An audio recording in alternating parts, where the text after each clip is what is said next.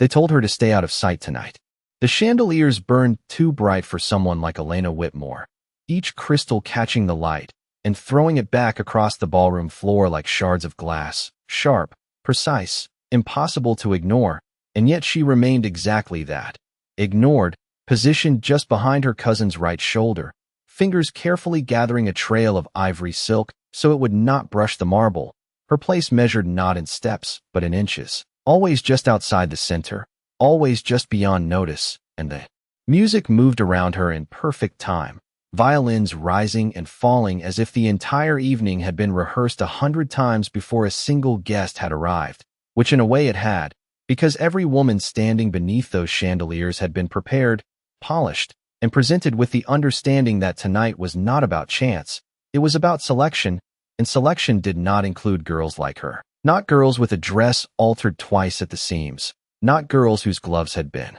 mended so carefully the stitching only revealed itself when the hand trembled, and hers did, though only slightly.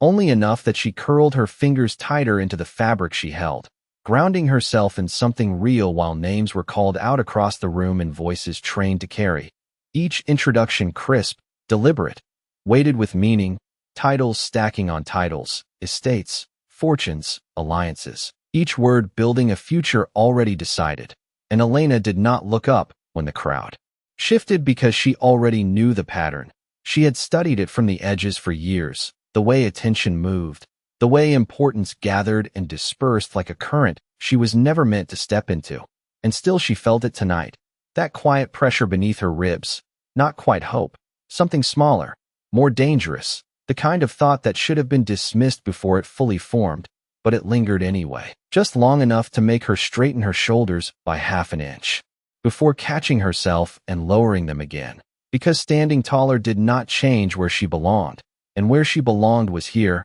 half a step behind, holding someone else's place together. And when her cousin shifted suddenly, laughing too brightly at something said too loudly, the fabric slipped from Elena's hand, just enough to drag against the floor, and she moved quickly, instinctively, bending to gather it before it could crease, before it could draw attention, her movements small, efficient, practiced, the kind of motion that existed to erase itself. And for a moment that was all there was, the soft rustle of silk, the distant swell of music, the glow of candlelight reflecting off polished stone. And then something changed, not in sound, not in light, but in the space itself, as if the air had drawn tighter without warning, and she felt it before she saw it. That shift, subtle but undeniable. The way conversations did not stop but thinned. The way laughter shortened by a fraction. The way people turned without seeming to. And Elena's hand paused against the fabric she held,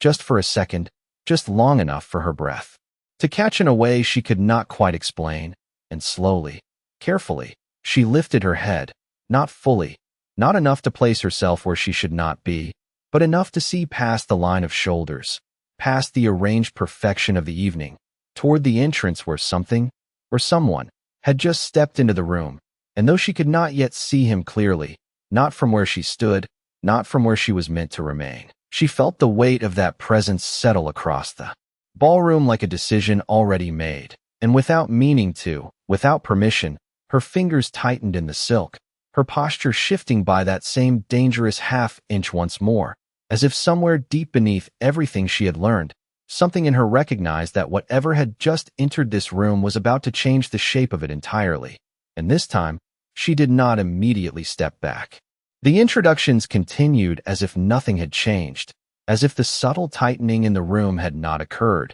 as if the air had not shifted around a single unseen center, and yet every name that followed seemed to land a fraction flatter than the one before it, each carefully rehearsed detail, delivered into a space that no longer held it with the same certainty. Lady Clarissa Pembroke, daughter of the Earl of Westhaven, accomplished in pianoforte and fluent in French, the announcer declared, his voice steady, trained, unwavering, and the young woman stepped forward with practiced grace, her gown catching the light in soft, deliberate waves, her chin lifted at precisely the correct angle, her smile composed to suggest warmth without surrender, and she curtsied, measured, flawless, exactly as she had been taught, exactly as every eye in the room expected. And still, Something in the reaction did not settle. Applause came, polite, appropriate, but thinner than it should have been, like a sound pressed through fabric, and Elena felt it again, that strange absence beneath the noise,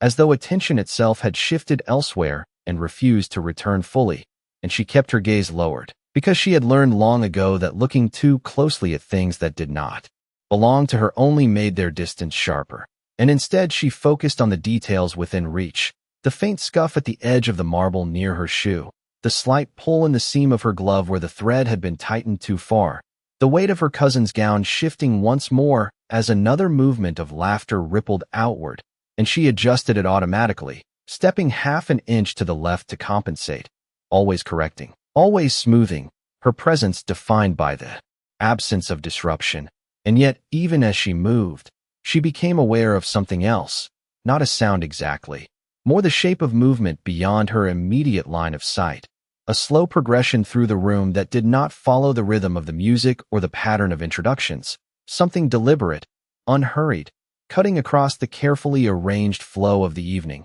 And though she did not look, not yet, she felt it pass behind her like a change in temperature, subtle but unmistakable, and conversations nearby faltered just slightly as it moved past, voices lowering without instruction, heads turning not in full but in increments, glances stolen and quickly withdrawn, as though to look too directly would be to acknowledge something that had not yet been formally announced, and the announcer continued. Miss Eleanor Ashcroft, niece to the Viscount of Dunley, noted for her charitable works and refined taste, and another figure stepped forward, another perfect presentation, another flawless curtsy, and Elena watched the hem of that gown instead of the woman wearing it, the way it brushed the floor without resistance, the way it moved as though it had never been mended, never been handled by uncertain hands. And for a moment, just a moment, she allowed herself to imagine what it might feel like to stand there instead, to have her name spoken into the room with weight, to be seen not as an extension of someone else, but as something defined, something chosen, and the thought came and went quickly, dismissed almost before it could take shape, replaced by the steady rhythm of duty as her cousin shifted again, drawing her slightly forward this time, closer to the edge of visibility than she preferred, and Elena adjusted once more, lowering her head, retreating by that same careful half-step, and it was in that movement, small, precise, nearly invisible, that she finally saw him, not fully, not in detail, but enough, a dark line cutting through the pale arrangement of silk and light, a presence that did not blend or soften or adapt to the room, but altered it simply by existing within it. And he did not stop for any of them, not for the woman curtsying, not for the titles being spoken, not for the expectations that had been built around his arrival. He moved through it all with a quiet certainty that made everything else feel arranged by comparison, and Elena's breath caught again, not because she understood why, but because something in the way he walked suggested that none of what had been prepared mattered in the way it was supposed to, and she looked down immediately after, as if the act of seeing him, even partially, had already crossed a line she should not approach, her fingers tightening once more into the silk she held, grounding herself again in the role she understood, in the space she was meant to occupy, and yet the awareness did not leave. It lingered, steady, unyielding, like a question that had already been asked and was waiting, patiently, for an answer that had not yet been given. He did not slow down when the next name was called, and that was the first thing that truly broke the rhythm of the room, because everything about the evening had been built around anticipation, around the precise moment when he would stop, when he would turn, when he would choose. And instead he continued forward as though the sequence unfolding before him had already been dismissed,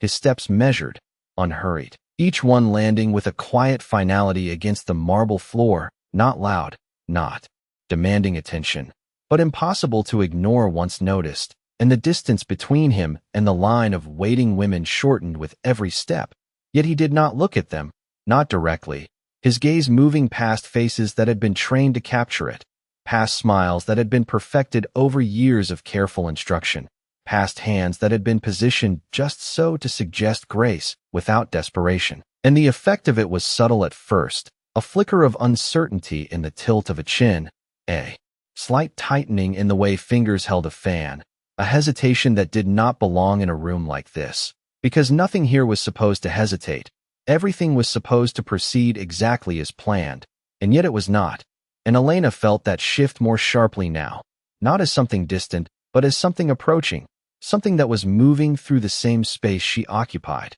narrowing the invisible boundary she had relied on to remain unseen. And she lowered her gaze further, focusing on the fabric in her hands, on the small crease that had formed near the hem, smoothing it carefully with her thumb as though that small, controlled action could anchor the rest of the world back into place. But it did not, because the presence continued, closer now, close enough that she could hear the faint sound of his coat brushing against itself as he moved, a soft, deliberate sound that did not belong to the chaos of conversation or the swell of music, and the announcer's voice wavered. For the first time, only slightly, just enough to suggest that.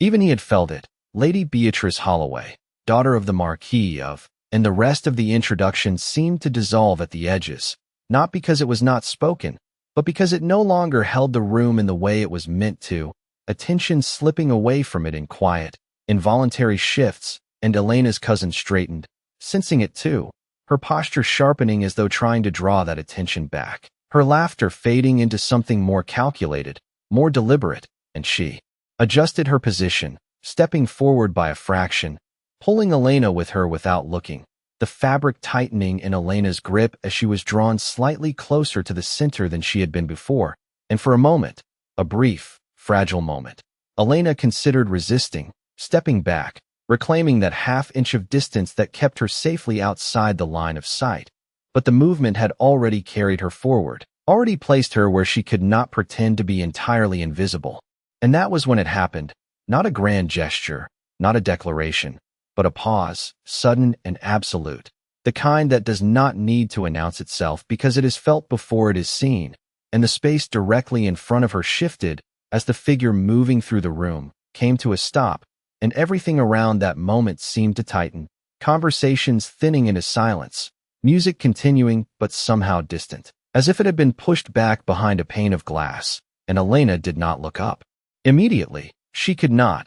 because she did not want to, but because something in the stillness of that pause held her in place, her fingers frozen against the silk, her breath caught somewhere between 1 second and the next, and then, slowly, carefully, she lifted her gaze, not fully, not boldly, but enough to see the line of his coat, the dark precision of it against the pale glow of the ballroom, the way it seemed to absorb the light rather than reflect it, and he was closer than she had expected, closer than anyone like him should have been to someone like her, and he did not move, not immediately, his stillness more commanding than any motion, as though the decision to stop had been more deliberate than any step he had taken to get there. And for one suspended second, everything else fell away, the introductions, the expectations, the carefully constructed order of the evening, all of it held at a distance by the simple fact that he had chosen to stand exactly where he was, exactly in front of her, and Elena's hand tightened reflexively around the fabric she held, the small imperfection of the crease forgotten, her focus narrowing to the space between them, to the weight of his presence that pressed against the fragile boundary she had lived within for so long. And though he had not yet spoken, not yet moved, the shift had already begun, subtle but irreversible, like the first crack in something that had once seemed unbreakable. And in that moment, before anything else could happen, before the room could react, before she could step back into the safety of being unseen, she understood, not in words but in something quieter, deeper, that whatever came next would not allow her to remain where she had always been. Step back. The voice did not rise, did not cut through the room with force, and yet it carried farther than the music, farther than the laughter that had not yet realized it should stop, and it reached Elena before she understood that it had been spoken for her, because the command settled into the space around her like something already obeyed, and for a second she did not move, not out of defiance, but because her body had not yet caught up with what had just shifted, her fingers still curled into the silk, her breath still caught between one moment and the next, and then her cousin's hand tightened sharply on her wrist, pulling, not gently, not discreetly, but with the quick, corrective force of someone restoring order. Move, she whispered under her breath, the word edged with urgency, with embarrassment, with something close to anger, and Elena felt herself being drawn backward, her balance adjusting. Her foot sliding half an inch across the polished floor, the motion small but unmistakable, a retreat that should have returned everything to its proper place, except it did not, because he moved at the same time, not stepping aside, not allowing the correction to complete, but shifting forward by that same measured distance, closing the space she had tried to reopen, and the effect was immediate, visible. The invisible line she had always stayed behind collapsing entirely as his presence intersected with hers, and the room reacted in fragments, a fan snapping shut too quickly, a glass pausing midair before reaching a lip, a conversation breaking off mid-sentence as heads turned in increments that no longer pretended subtlety, and Elena felt it all without looking, the weight of attention gathering where it had never gathered before, pressing against her in a way that made every movement suddenly precise, exposed, impossible to disguise, and her cousin's grip faltered, just slightly, because even she did not understand what was happening, not fully, not yet, and in that hesitation Elena's wrist slipped free, not by intention but by the simple fact that the moment had shifted beyond her cousin's control, and she stood there, not forward, not back, caught in the narrow space between what she had always been and what she was not meant to become, and he was still there, still directly in front of her, close enough now that she could see the line of his jaw, the stillness in it, the absence of any expression that might soften what he was doing, and he did not look away, not even when the announcer's voice faltered entirely and fell silent, not even when the music stumbled and then recovered too late to matter, because the rhythm of the room had already been broken, and in that suspended space he lifted his hand, not quickly, not dramatically, but with a controlled precision that made the motion feel inevitable rather than sudden, and for one brief, suspended second the entire ballroom seemed to freeze, every movement arrested, every breath held, as his hand extended toward her, not past her, not around her, but directly to her, and Elena felt the air tighten again, sharper this time, more defined, the kind of stillness that comes just before something irreversible, and she did not move immediately, not because she refused but because she did not understand how to respond to something that had never been offered to her before, not like this, not in front of everyone, and somewhere to her left a voice broke through, sharp, incredulous. "Your Grace." A man stepped forward, his posture rigid with authority borrowed from proximity rather than possession. "I believe there has been a misunderstanding," and the words carried just enough to ripple outward, just enough to give shape to what everyone else was thinking but had not yet dared to say. And Elena felt that too, the shift from silence to scrutiny, from confusion to quiet objection, and she lowered her gaze instinctively, her shoulders drawing inward by the smallest degree, preparing to step back, to disappear again before the moment could fully settle on her. But his hand did not lower, did not retract. It remained exactly where it was, steady, waiting, not impatient, not uncertain, simply there, as though the outcome had already been decided, and the only question left was whether she would follow it. And the man who had spoken took another step forward, emboldened by the lack of immediate response. "She is not presented," he continued, his tone tightening, sharpening into something more public, more deliberate. "She is not part of this selection," and the words landed with weight, with the authority of rules that had governed rooms like this for generations, and Elena felt them strike, not as something new but as something deeply familiar, a truth she had lived within for years, and for a moment it almost anchored her again, almost pulled her back into the safety of being exactly what they said she was, nothing more, nothing that could be chosen, and her foot shifted, just slightly, beginning that retreat she knew so well, but before it could complete, before the motion could return everything to its expected shape, he moved again, not stepping forward this time, but closing the last fraction of distance with a single, deliberate action, his fingers closing around her hand, firm, controlled, unmistakable, and the contact sent a visible shock through the room, not loud, not chaotic, but absolute, a break in structure so complete that for a second no one knew how to respond to it, and Elena felt it. In the stillness that followed, in the way the air seemed to hold its breath once more, in the way every eye fixed on the point where his hand met hers, and he spoke then, Finally, his voice low, precise, carrying without force, "She is now." And that was all. And in those 3 words the balance of the entire room shifted, not gradually, not subtly, but all at once, as if something that had always been fixed had just been moved, and could not be moved back. The contact did not break, not immediately, and that was the first thing that unsettled them all, because it was one thing to make a statement and another to sustain it under scrutiny, and he did not release her hand, did not soften his grip or shift his stance to ease the tension that had spread across the ballroom like a held breath that refused to be released, and Elena felt the weight of it through the simple, undeniable fact of his fingers around hers, firm, steady, not possessive in a way that demanded, but certain in a way that allowed no question,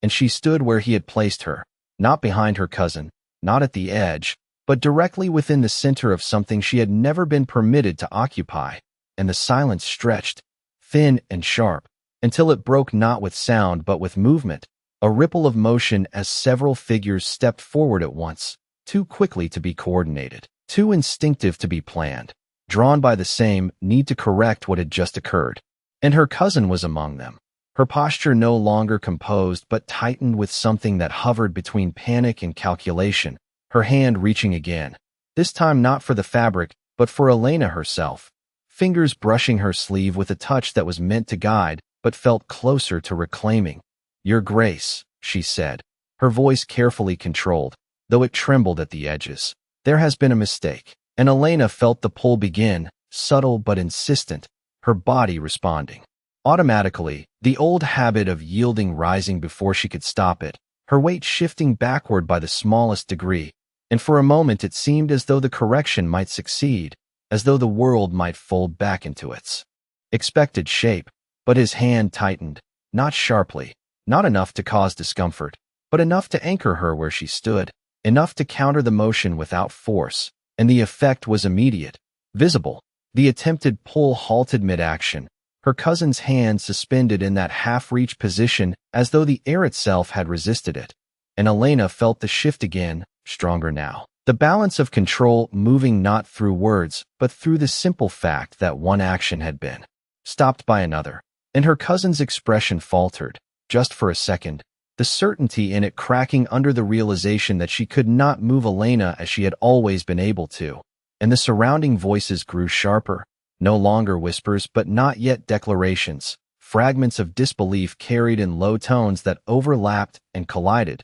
"She is not suitable," one voice insisted, the words clipped, precise. "She has no standing," another added, and Elena heard them all, not as individual statements, but as a chorus she had known her entire life, a collection of judgments that had defined her place long before this moment had ever existed, and for a brief, dangerous second, she felt them settle again, felt the familiar weight of them press down against the fragile shift that had begun, and her fingers loosened slightly in his grasp, not because she wanted to pull away, but because part of her expected to be released, expected this to end as quickly as it had begun, expected the room to reassert itself and place her back where she belonged. And it was in that exact moment of hesitation that he moved, not releasing her, not allowing the space for retreat, but stepping forward, closing the remaining distance between them entirely. His presence no longer a line she stood before, but a force that surrounded her,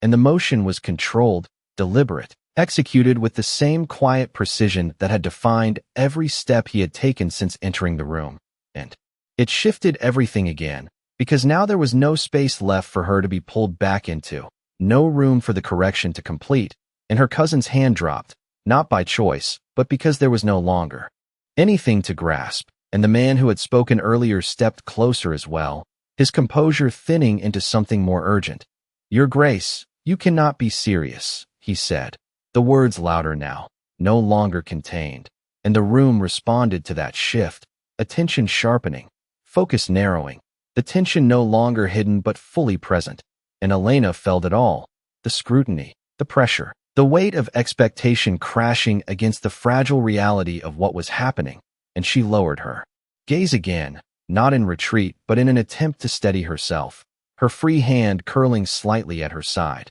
grounding herself in the only thing that remained certain, the contact she could not ignore. And then he spoke, not loudly, not in a way that competed with the rising voices, but in a tone that cut through them simply by existing. "I am always serious." And the words landed with a finality that silenced more effectively than any raised voice could have, because they did not argue, did not defend, did not explain. They simply stated. And in that statement, the power dynamic shifted once more, not gradually but decisively, the objections around them losing structure, losing cohesion, because they had nothing to push against, no explanation to dismantle, no reasoning to challenge, only a decision that had already been made. And Elena felt it in the way the room stilled again, not as completely as before, but enough that the next movement mattered, and he made it without hesitation, his hand guiding hers upward slightly, not lifting her fully, not forcing her into a position she did not choose, but drawing her forward by a fraction, enough to bring her fully into view, fully into the space where she could no longer pretend to be unseen. And the motion was simple, almost understated, but its impact was unmistakable, because it did not just place her there, it presented her, not with words, not with titles, but with action. And Elena felt the shift settle into her, not fully understood, not yet accepted, but real in a way that could not be undone. And though the room had not finished reacting, though the pressure had not lessened, something within her had already begun to change, something small, fragile, but undeniable. As if for the first time, she was no longer standing at the edge of someone else's life, but at the center of something that had chosen her instead. The shift did not settle. It sharpened, and the moment that had lifted Elena into view refused to stabilize into anything recognizable, because the room could not decide whether to accept what it was witnessing or to correct it. And that uncertainty moved through the crowd like a quiet fracture, visible in the way people adjusted their stance, in the way fans paused mid-motion, in the way conversations started and stopped without forming complete sentences, and Elena felt it pressing in from all sides, a pressure that did not touch her skin but surrounded her entirely. And still his hand remained steady around hers, not tightening further, not easing, simply present in a way that made everything else feel less certain by comparison. And for a brief second, she became aware of her own breathing, shallow, measured, as if the act itself required attention now, as if even that small rhythm had been disrupted by the shift in her position. And she did not look at him, not fully, not yet. Her gaze lowered just enough to remain respectful, just enough to hold on to something familiar, but she could feel the angle of his attention, direct, unwavering, not searching, not questioning, simply fixed, and it unsettled her more than the voices, more than the scrutiny, because it did not carry judgment, did not echo the chorus she had always known. It carried something else, something quieter, more deliberate, and she did not yet know how to stand within it. And the silence broke again, this time not with a single voice but with several, overlapping, sharper now, less restrained. "This is highly irregular," someone said, the words carrying with the brittle edge of authority that felt challenged. "There are procedures," another added, and Elena heard the word procedures as if it had weight, as if it could restore something that had already begun to unravel, and she felt her shoulders draw in again. The instinct to shrink returning in response to that familiar language, that familiar structure that had always placed her outside its center, and her fingers shifted slightly in his grasp, not pulling away but adjusting, uncertain, and he responded immediately, not with force,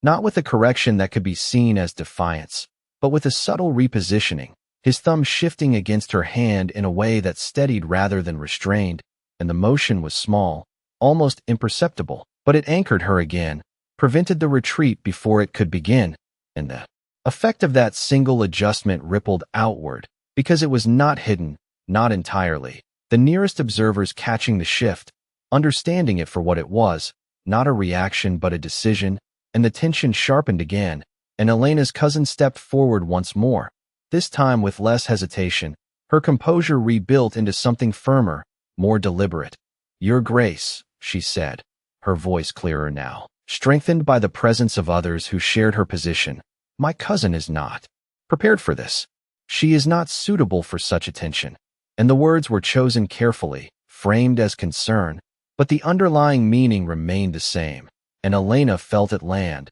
felt the old definitions press against the new reality, and for a moment, a fragile moment, she wondered if they would hold, if they would be enough to pull her back into the shape she had always occupied, and her gaze lifted slightly then, not to meet his eyes, not yet, but enough to see the line of his expression, the stillness in it, and he did not look at her cousin, did not acknowledge the argument directly, his focus remaining where it had been from the beginning, on her, and that choice alone shifted the balance again, because it denied the structure of the conversation, refused to engage with it on its terms, and instead held to something simpler, something more absolute, and he moved then, not stepping away, not releasing her, but turning slightly, just enough to change the angle of their position within the room, placing himself between her and the line of advancing figures, not as a barrier in the traditional sense, not blocking them entirely, but redirecting the space, redefining the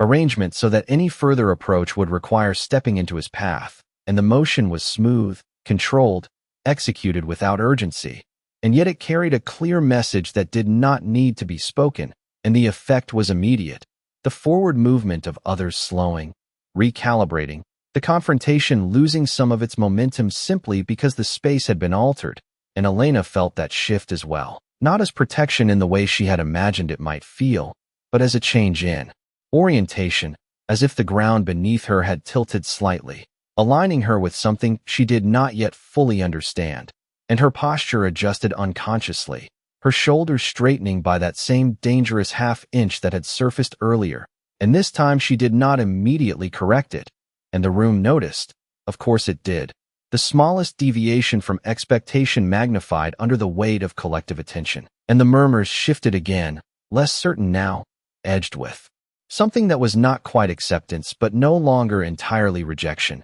and still the tension remained unresolved, coiled, waiting, because nothing had been explained, nothing had been justified, only asserted, and Elena stood within that assertion, her hand still in his, her place no longer defined by absence but not yet secured by anything else, suspended between what had been and what might be. And the room held its breath again, not in silence this time, but in anticipation, because everyone understood, whether they admitted it or not, that whatever came next would not simply follow what had already happened, it would decide it. Then release her. The words came from behind the Duke, firm this time, no longer hesitant, no longer testing the edges of authority, but stepping fully into it. And the effect was immediate, the fragile equilibrium snapping tighter as the crowd parted just enough to reveal the speaker, an older nobleman with silver threaded through his hair and the rigid composure of someone accustomed to being obeyed without question, his gaze fixed not on Elena but on the Duke's hand where it held hers. And for a moment the entire ballroom seemed to narrow to that single point of contact, as if everything else had receded into shadow around it. And Elena felt the shift like a physical thing, the attention concentrating, sharpening, pressing in from every direction, and her instinct responded before her thoughts could, her fingers tightening slightly in his grasp, not pulling away, not resisting, but holding, as though the connection itself had become the only stable thing in a room that no longer followed its own rules, and the Duke did not turn immediately, did not acknowledge the command with the urgency it demanded. Instead, he remained exactly as he was, his posture unchanged, his presence unyielding, and that pause stretched, deliberate, controlled, a silence that carried more weight than any immediate reply could have, and in that silence the room reacted, whispers rising again, sharper now, less contained, the tension spilling over into open scrutiny.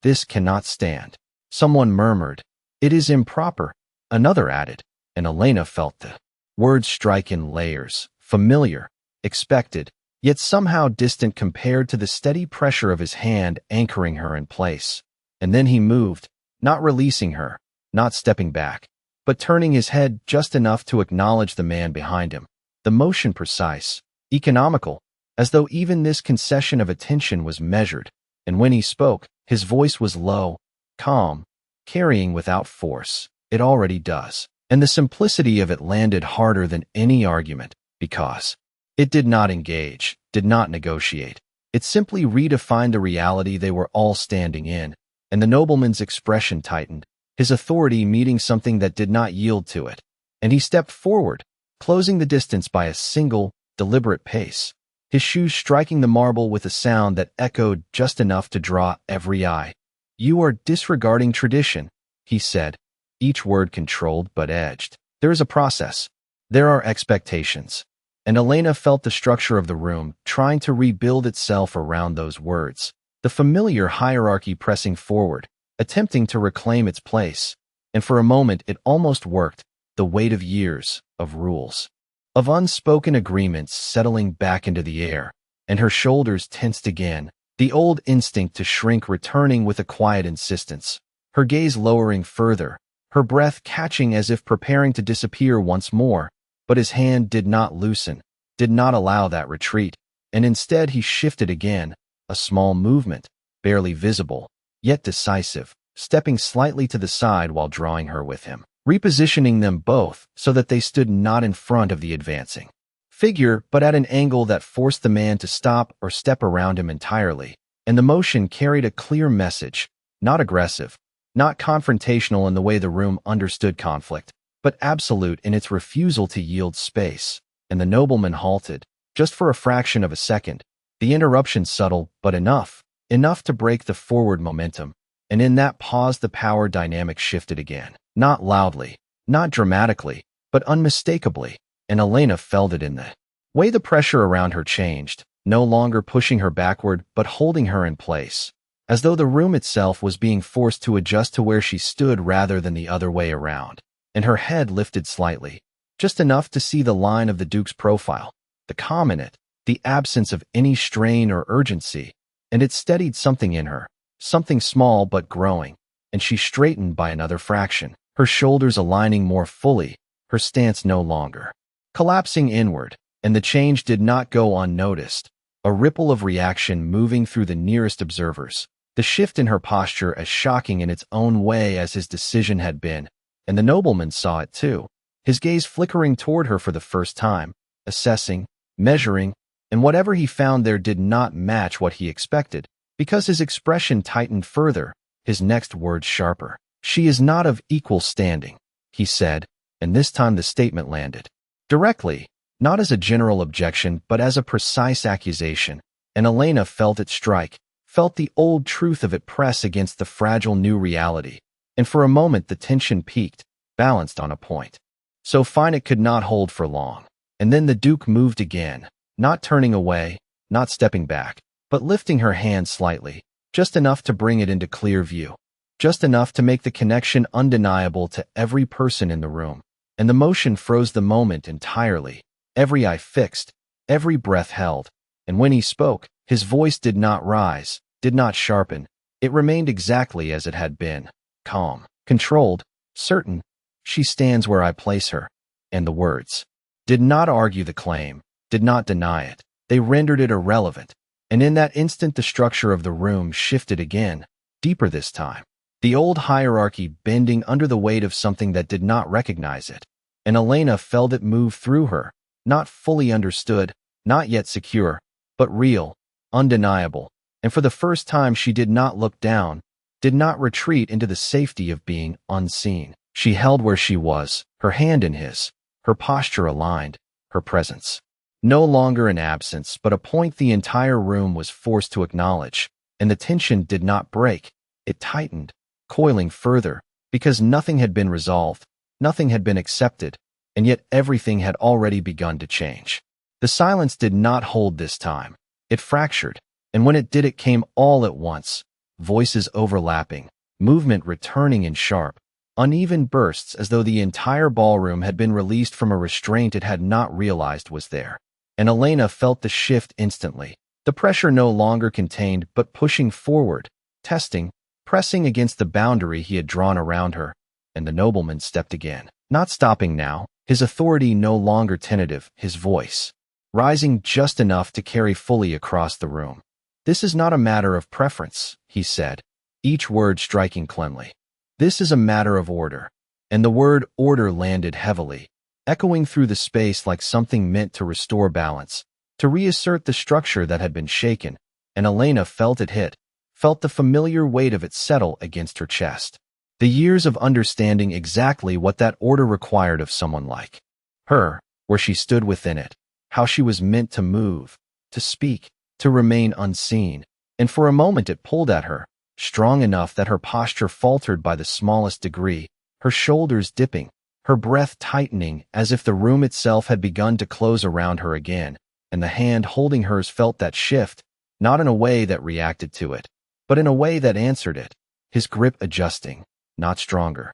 not restrictive, but grounding, as though he recognized the exact point at which she might yield and chose, deliberately, to hold her there instead. And then he moved again, not stepping back into defense, but stepping forward into the space that had been challenged, a single, controlled step that brought him closer to the nobleman, closer to the center of the conflict, and in doing so drew Elena forward with him, not dragged, not forced, but carried by the motion, repositioned once more in a way that left no room for her to retreat into the edges, and the effect was immediate, visible, the room reacting to the escalation, the distance between opposing forces narrowing, the tension sharpening into something that felt almost tangible, and for a brief second everything seemed to freeze again, not in silence, but in focus, every eye fixed on the narrowing space between them, every breath held in anticipation of what would come next. And the nobleman did not step back, did not yield, his chin lifting slightly as he met the Duke's approach, and Elena could feel the shift in the air, the balance of power no longer abstract but concentrated in the physical space between two figures who refused to move aside, and she stood within that space, not behind, not hidden, but directly connected to it, her hand still in his, her presence no longer dismissible, and it unsettled her in a way she could not fully name. Not fear exactly, not quite. Something closer to standing at the edge of something vast and realizing there was no longer a step backward available, and the voices around them grew sharper, clearer, no longer murmurs but statements. You cannot place her above her station, someone insisted. It invites scandal, another added, and Elena heard the word scandal like a warning, like a consequence she had never been meant to risk, and it struck something deep. Something that had always kept her careful, always kept her contained, and for a moment her fingers shifted again, the instinct to release, to step back, to restore what had been safe rising with quiet urgency, and the motion began, barely perceptible, her hand turning slightly within his as if testing the possibility of withdrawal, and then it stopped, not because he tightened his grip, not because he prevented it by force, but because he moved before it could complete, his hand lifting hers higher, not dramatically, not with any flourish, but enough that the motion could not be mistaken, enough that it became the focal point of the entire room, and the effect was immediate, a complete, undeniable freeze, every movement halted, every voice cut off mid-sentence, the entire ballroom locking onto that single, deliberate action, and Elena felt it, the shift from pressure to stillness, from chaos to focus. The weight of attention narrowing so completely that everything else seemed to fall away. And in that suspended moment, she could feel the warmth of his hand, the steadiness of it, the certainty that did not waver even under the full weight of the room's resistance. And it steadied something in her, something that had been trembling since the moment he had stopped in front of her. And her posture aligned again, her shoulders lifting, her stance settling into something firmer, not because she understood what was happening, but because she could no longer deny that it was. And then he spoke, not to the nobleman, not to the room, but into the silence itself, his voice low, controlled, carrying with a clarity that did not require volume. You mistake your authority for mine. And the words did not rise, did not challenge in the way the others had, they simply defined. And in doing so shifted the entire dynamic once more, the structure of the room bending under the weight of a hierarchy that operated above the one they had been invoking, and the nobleman's expression tightened, the certainty in it faltering just enough to be seen, and for the first time he did not step forward again, did not press further into the space that had been drawn, and that hesitation, small as it was, rippled outward, the others feeling it, adjusting, recalibrating, the resistance losing some of its cohesion as the realization spread that this was not a conflict that could be resolved by tradition alone, and Elena felt that shift as well, not as relief, not yet, but as a change in the pressure around her, the force that had been pushing against her no longer as absolute as it had been moments before, and she stood within that change, her hand still raised in his, her place no longer something that could be quietly corrected, and the tension remained, coiled, unresolved, because nothing had been accepted, nothing had been agreed upon, and yet the balance had already moved, and there was no simple way to move it back. The hesitation did not fade, it deepened, and in that fragile space where authority had faltered, something far more dangerous began to take shape, not louder, not more chaotic, but sharper, more defined, as though the entire room had narrowed its focus to a single, unavoidable question that none of them could ignore any longer, and Elena felt it before anyone spoke. The weight of expectation pressing inward from every direction, the need for resolution building like a held breath stretched too far, and her hand remained lifted in his, the contact steady, unbroken, a point of certainty that stood in stark contrast to everything else that had begun to unravel around them. And for a moment she became acutely aware of it, the warmth of his palm, the exact placement of his fingers, the way her own hand no longer trembled in the same way it had before, and it unsettled her, not because it was unfamiliar, but because it was becoming something she could not easily step away from. And the silence broke again. But this time it came with intention, with a deliberate edge that cut cleanly through the tension. "If you insist on this," the nobleman said, his voice no longer uncertain, no longer testing, but firm, controlled, reclaiming what authority he could, "then you must declare it properly." And the words landed differently. Not as objection but as demand, a shift from resistance to confrontation, and the room responded instantly, the energy tightening, aligning, because this was something they understood, a structure, a requirement, a way to force the moment into a form that could be judged, and Elena felt it strike, felt the implications of it unfold in a way she had never imagined she would be part of, her breath catching again, sharper this time, her shoulders tensing as the weight of what was being asked settled in, and for a brief second the instinct to step back surged again, stronger than before, because this was no longer about being seen, it was about being defined, and she did not know how to stand within that, did not know how to hold that kind of attention without breaking under it. And her fingers shifted again, not pulling away, but tightening, as if bracing against something she could not yet see, and he felt it. Of course he did. The subtle change, the tension in her hand, the shift in her breathing, and he responded without hesitation, not by loosening his grip, not by releasing her from the moment, but by stepping forward once more, closing the last remaining distance between himself and the center of the room, and in doing so drawing her fully into it, no longer at the edge of the conflict, but at its core, and the movement was decisive, undeniable, a clear acceptance of the challenge that had just been placed before him, and the effect was immediate, the room reacting with a collective stillness that bordered on shock, because there was no longer any ambiguity, no space left for quiet correction or discreet dismissal, and Elena felt it all, the shift from tension to something sharper, more final, the air itself seeming to hold still around them, as though waiting for the next action to define everything that had come before, and he did not rush it, did not fill the silence with unnecessary words. Instead, he turned slightly,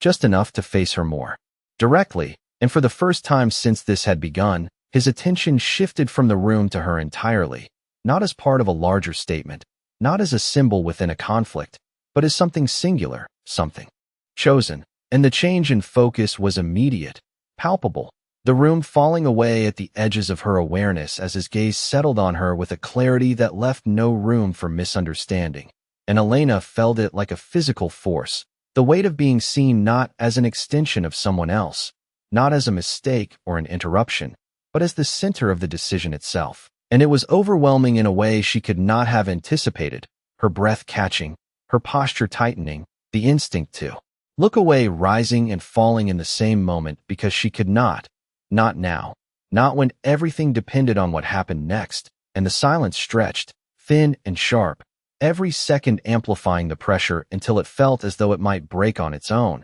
And then he moved, not dramatically, not with any flourish, but with a deliberate precision that carried more weight than any grand gesture could have, his free hand lifting slightly, not toward the room, not toward the nobleman, but toward her, pausing just long enough to create that suspended moment where everything seemed to freeze again, every eye fixed, every breath held. And then he spoke, his voice low, controlled, unwavering. Elena Whitmore. And the sound of her name in that space, spoken with that clarity, that certainty, cut through the tension like nothing else had, because it did not just acknowledge her presence, it defined it, placed it firmly within the structure that had been denied to her for so long. And the effect was immediate, visible, the room reacting not with noise, but with a collective intake of breath, the shock of it rippling outward as the realization settled that this was no longer an abstract decision, no longer a silent defiance of expectation,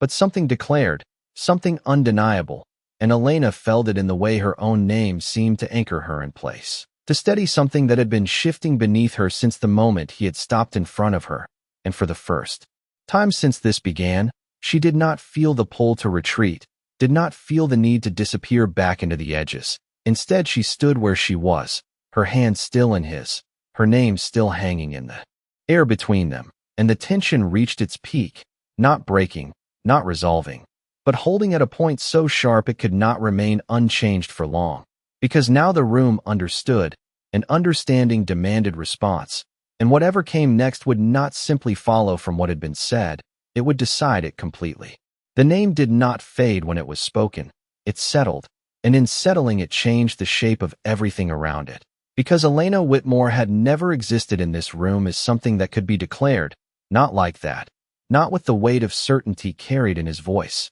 And for a moment no one moved, not even the nobleman who had demanded a proper declaration, because this was not the form they had expected, not a title, not a lineage recited into place, but something far more precise, far more dangerous. And Elena felt it in the way her own name seemed to anchor her where she stood, the syllables steadying something that had been shifting beneath her, and she did not look away, not this time, her gaze lifting fully to meet his for the first time since this had begun, and the impact of it was immediate, sharp, because there was no hesitation in him, no uncertainty, only that same controlled, unwavering focus that had followed her from the moment he had entered the room, and it unsettled her in a different way now. Not because it threatened to expose her, but because it recognized her, and the room reacted slowly, like something waking from a stunned stillness, a ripple of movement returning, voices beginning again, quieter this time, but more urgent, more focused. Whitmore, someone repeated under their breath, as if testing the name against memory, against expectation, and Elena felt that too. The shift from dismissal to scrutiny, the way attention sharpened as people tried to place her within a structure that had never accounted for her presence. And then another voice, sharper, cutting through the low murmur. Whitmore of where? The nobleman demanded, his composure tightening as he reached for something solid, something that could restore order to what had just been disrupted, and the question hung in the air, deliberate, pointed. Because it was not just about her name. It was about her place, her standing, the legitimacy of what had just been declared. And Elena felt the weight of it immediately, the old uncertainty rising again, because she knew the answer they expected, knew the absence that had always followed her name. And for a brief second her breath caught, her shoulders tensing as if bracing for the inevitable correction, the moment when everything would be reduced back to what it had always been, and her fingers tightened slightly in his grasp, not pulling away, not retreating, but holding, as though that connection had become the only thing standing between her and the collapse of this moment. And he did not answer immediately, did not rush to fill the silence that had formed around the question. Instead, he moved, a small, deliberate shift that brought him closer to her still, closing what little space remained between them. And the motion was subtle but unmistakable, a repositioning that placed her not beside him but slightly in front of him, as though the answer to the question did not require explanation, only placement, and the effect was immediate, the room reacting again, the tension tightening as the expected response did not come, and the nobleman stepped forward once more, his patience thinning. "You will clarify," he insisted, his voice carrying now, firm, demanding. And Elena felt the pressure of it, the need for definition pressing in from all sides,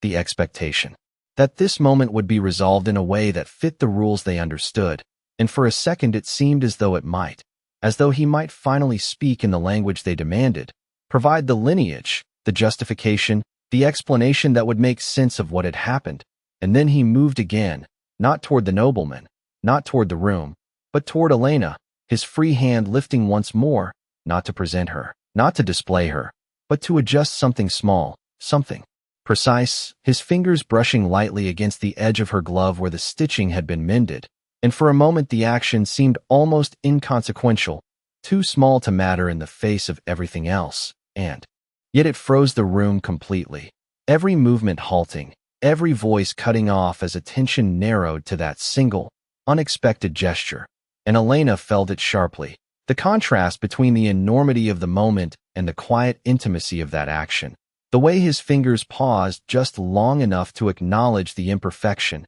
the careful repair that had gone unnoticed by everyone else. And then he spoke, not to the nobleman, not to the crowd, but as though the answer had always been contained within that simple detail. "Whitmore," he repeated, his voice low, precise. "The daughter of Jonathan Whitmore." And the name landed differently, not immediately understood, not at first, but it carried something that shifted the air in a way Elena could not immediately explain. And then the reaction came, sudden, sharp, not from the nobleman, but from somewhere within the crowd. A quiet intake of breath that spread outward, recognition igniting in fragments. "That Whitmore," someone whispered, and the words moved quickly, rippling through the room with increasing clarity, the name taking on new weight, new meaning. And Elena felt it as a physical change, the pressure around her altering, the scrutiny no longer dismissive but searching, reassessing. And the nobleman's expression shifted as well, the certainty in it cracking as the implications settled. Because Jonathan Whitmore was not a name of insignificance, not entirely, not in the way they had assumed, and Elena felt that realization move through the room, the quiet recalculation of her place, the sudden instability of the assumptions that had defined her, and she stood within it, her breath steadying, her posture holding, her hand still in his as the balance shifted once more, not gradually, not subtly, but with a force that redefined the entire moment. And he did not stop there, did not allow the realization to settle into something comfortable. Instead, he stepped forward again, drawing her with him, positioning her fully at his side, not behind, not in front, but beside, equal in the space he occupied. And the motion was clear, undeniable, a statement that required no further explanation. And the room froze again, not in confusion this time, but in shock. Because the structure they had relied on had not just been challenged, it had been overturned, and Elena felt it in the way the air seemed to shift around her. The weight of being seen transforming into something else entirely, something that carried both recognition and resistance, and the tension did not resolve, it intensified. Because now the question was no longer whether she belonged, but what it meant that she did.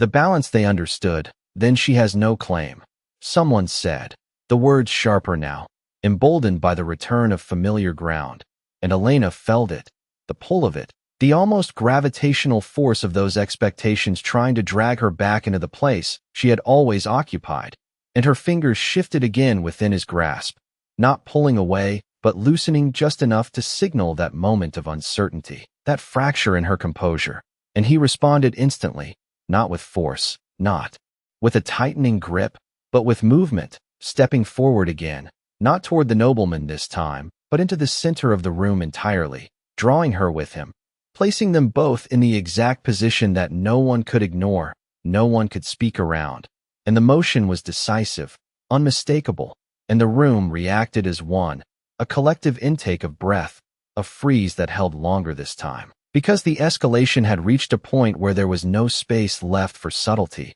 and Elena felt. Nobleman's expression tightened again, the certainty in him cracking further as he tried to hold on to the argument. What could possibly remain that changes her standing? He demanded, and this time the question carried urgency, not authority, and the distinction mattered, because it exposed the instability beneath his position, and Elena felt that too, the shift from control to challenge. And she held her breath without realizing it, because something in the way the moment was unfolding told her that whatever came next would not simply answer the question, it would redefine it entirely. And he moved again, not stepping away, not releasing her, but lifting their joined hands slightly higher, not dramatically, not as a display, but enough to draw the focus of the entire room back to that single point of contact. And for a second, everything froze once more, every movement halted, every voice silenced. And Elena felt it in the stillness, the way the air seemed to hold itself around. That gesture. And then he spoke, his voice steady, unwavering. What remained, he said, was his will. And the words landed with a quiet finality that carried more weight than anything that had come before, because they introduced something new, something that had not been accounted for. And the room reacted instantly, not with noise but with a visible shift, recognition sparking in some faces, confusion in others, the implications beginning to unfold in real time. And Elena felt it too, the sudden, sharp realization cutting through the tension, because she knew what he meant, even before the rest of them did, even before it was spoken aloud. And her breath caught, not in fear this time, but in something else, something closer to shock, to disbelief, because that will had never been meant for rooms like this, had never been something she expected to carry into a place where her name had barely been acknowledged. And the nobleman stepped forward again, his composure cracking just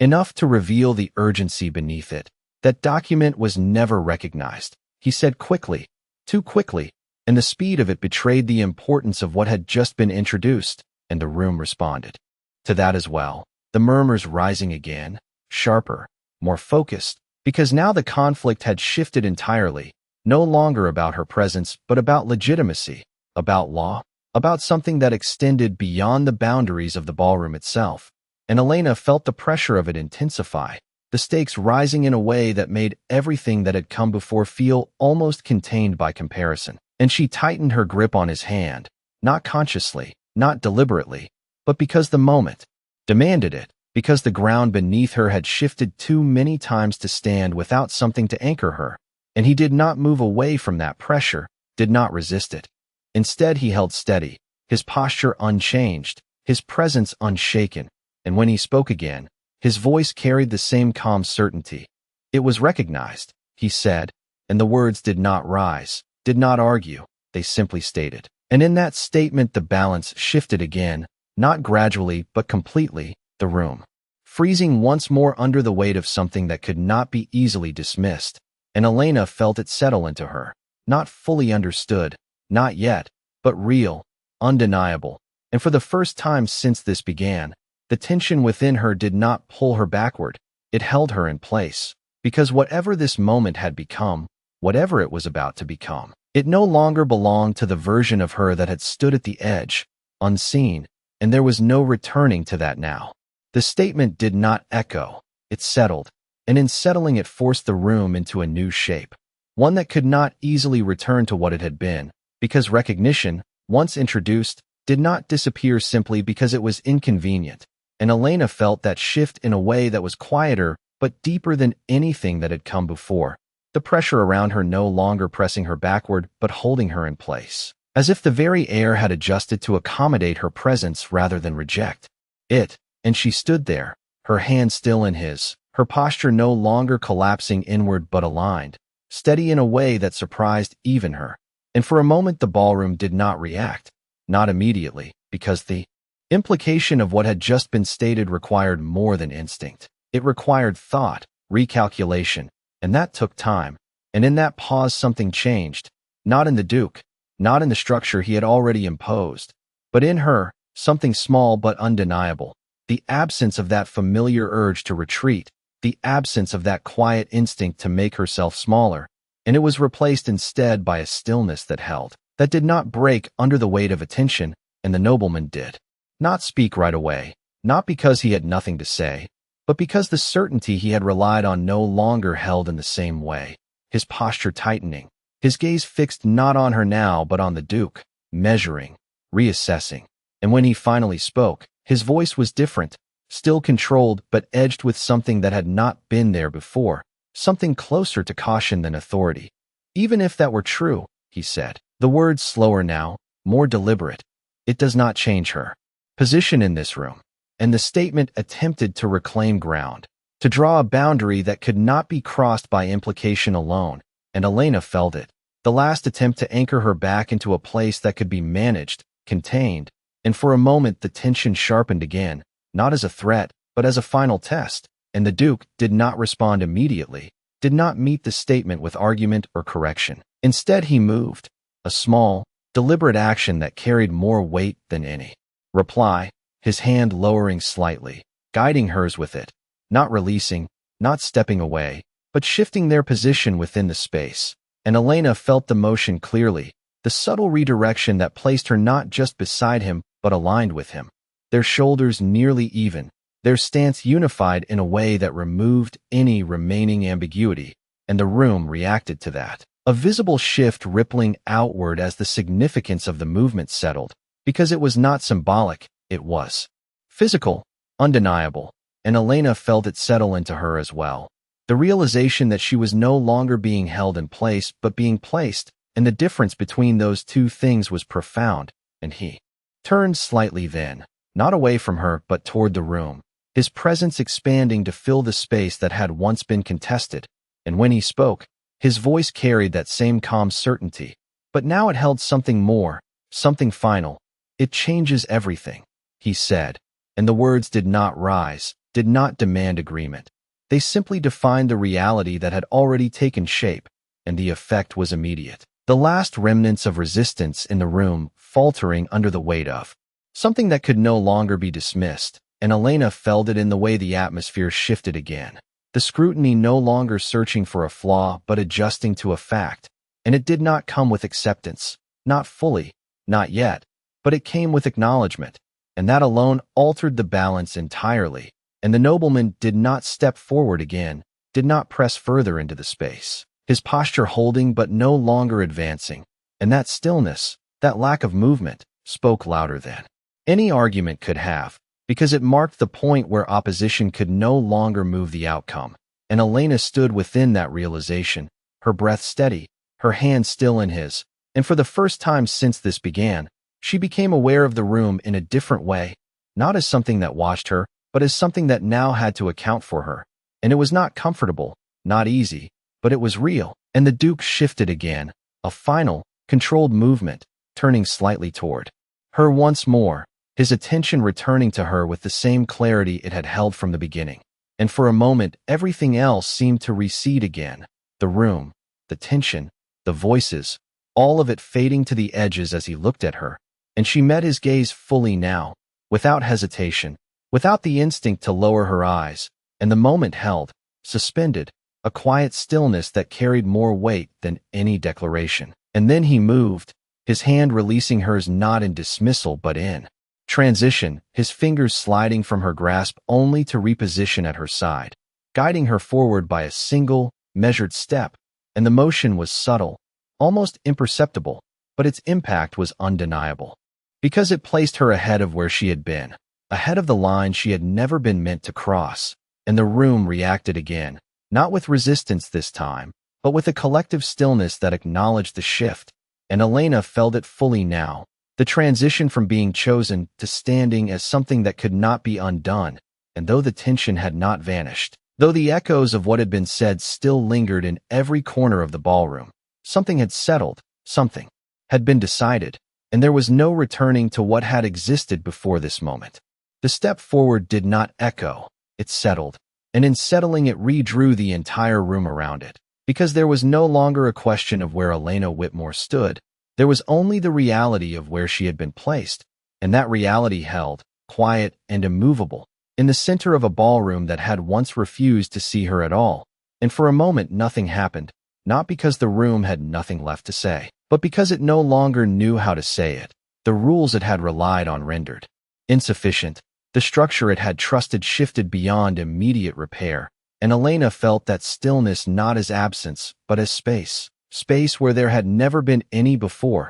space that allowed her to stand without shrinking, without stepping back, and she remained where he had guided her, her posture aligned, her breath steady, her gaze no longer lowered but level, meeting the world as it now faced her, and the Duke stood beside her, not ahead, not shielding, but present, his position saw them. The same faces that had looked past her earlier now looking directly at her, not warmly, not yet, but attentively, measuring, acknowledging, and it was not comfort, it was not ease, but it was real, and she held under it, did not retreat, did not fold, and that alone carried its own quiet power, and the nobleman remained where he was, his stance unchanged but no longer advancing, his silence marking the end of his challenge more clearly than any concession could have, and around him, others adjusted as well, their positions shifting not in agreement, but in acceptance of what could no longer be undone, and the ballroom,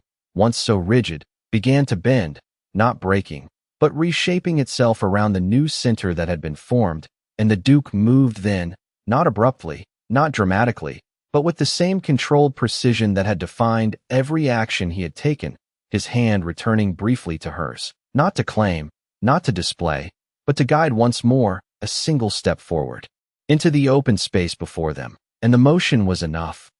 to signal the direction, enough to confirm that this was not a pause but a continuation, and Elena followed, not because she was pulled, but because she chose to move with him, her step aligning with his, her presence no longer trailing behind but walking beside, and the room parted, subtly, almost imperceptibly, but it parted, creating space where none had existed before, and they moved through it together, the distance between them steady, their pace measured, and for a moment the entire ballroom seemed to watch in silence, not frozen now, but attentive in a way that felt just as complete, and Elena felt it, the weight of that attention, no longer crushing but present, something she could carry rather than escape, and as they reached the center of the floor, the music shifted, not louder, not grander, but steadier, as though it had found its rhythm again in response to the new arrangement of the room, and the Duke stopped, turning slightly toward her, his movement small but precise,